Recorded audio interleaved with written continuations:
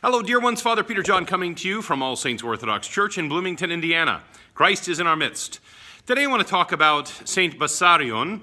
He was an ascetic of the desert, one of the desert fathers, and we read about his life and his sayings in the books of the sayings of the desert fathers.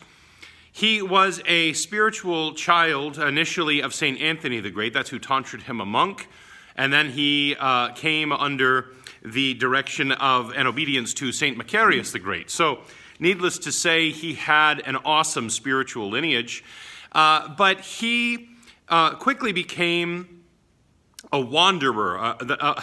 In other words, he wasn't in one cell. He moved from cell to cell, from place to place.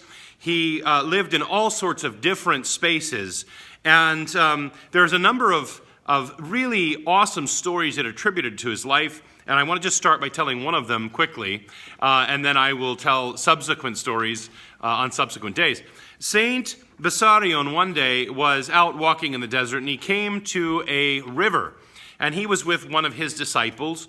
And as he came to this river, he looked around. He tried to find a thin place, a place where there were stones to walk across, or perhaps a bridge, and he couldn't find anything, but he needed to cross the river. So he made the sign of the cross, said a prayer, and then he proceeded to walk across the river.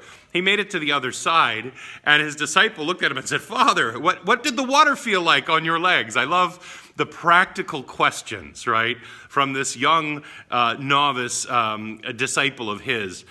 What did the water feel like on your legs, And he says, St. Bessarion, what I love about him, he's so simple. He answers the question very simply. He says, it felt wet up to my ankles. And he said, beneath that, it was as though I was walking on solid ground.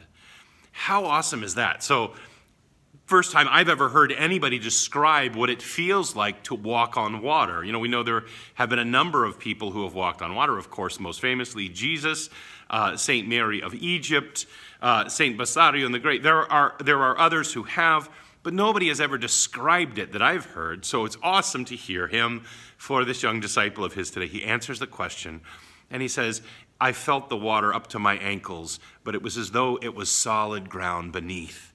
That's just beautiful. So anyway, more stories of St. Bessarion to come. Christ is in our midst. He is and ever shall be. God bless you as you prepare for this holy season of Great Lent.